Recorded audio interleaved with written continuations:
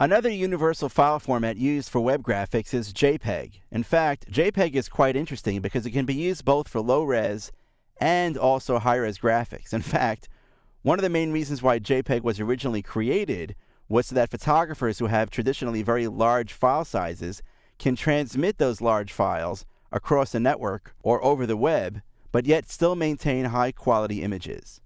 Now, one of the most important things to realize about the JPEG format is that it's something which we call a lossy format.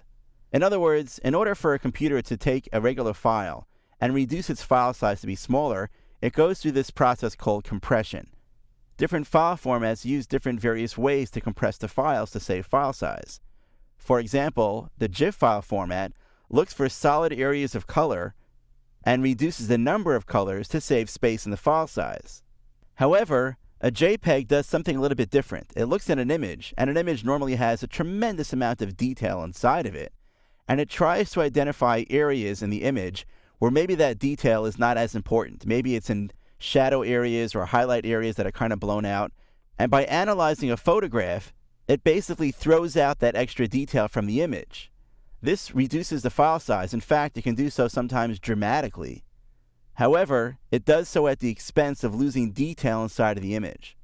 And here's an important thing to note as well. If you have an image that you save as a JPEG, and then you take that JPEG file and you save it again, and then you take that JPEG file and you save it again, each time that you save, the file is throwing out more and more information. It's kind of like taking a photocopy of something and then making a photocopy of the photocopy and doing that several times.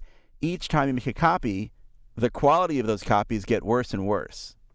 However, in our case here inside of Illustrator, most likely it's kind of a one-way street. We take our artwork that's already inside of Illustrator and we export it once as a JPEG file. If we're unhappy with that JPEG file, or if something needs to change, we rarely open up that JPEG file again. We go back to our source file in Illustrator and create a whole brand new JPEG file.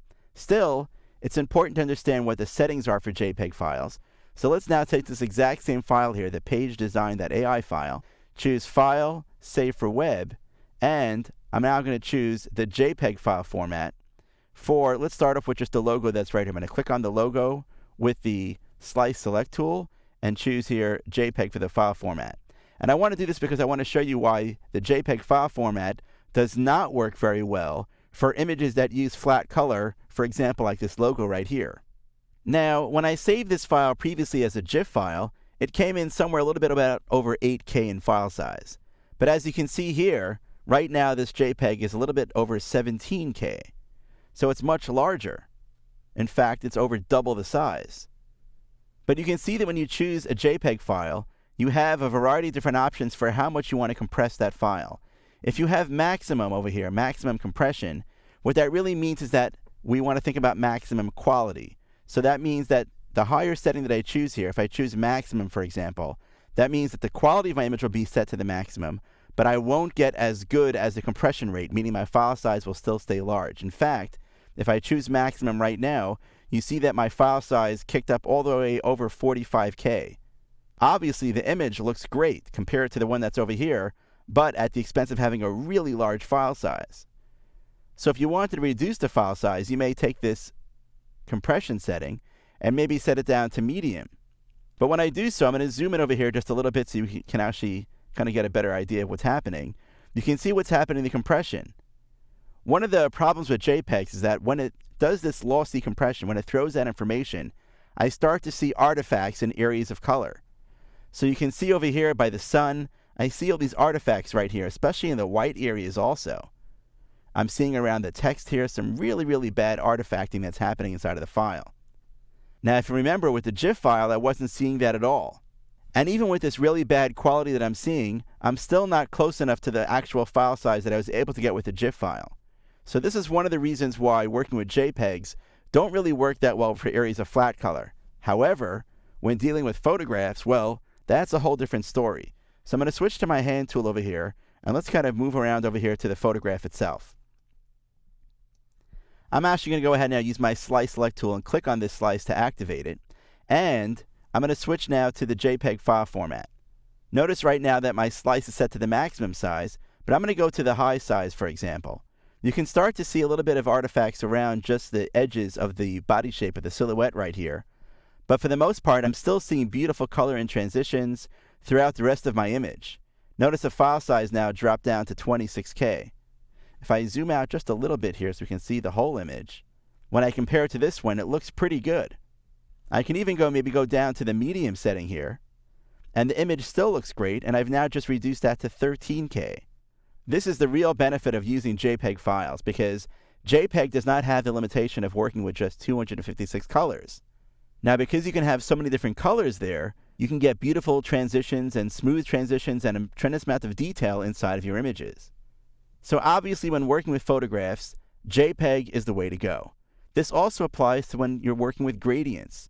If you have maybe a gradient background or something, because you want to ensure that smooth tone and that transition of color, you might want to think about gradients or gradient mesh inside of Illustrator as if it were a photograph. In those cases, JPEG would also be the best file format to use. Now, there are a few other things that you can do for your images here when you're saving a JPEG file. You can see over here there's a quality setting. Notice that when I choose high, the quality setting is set to 60.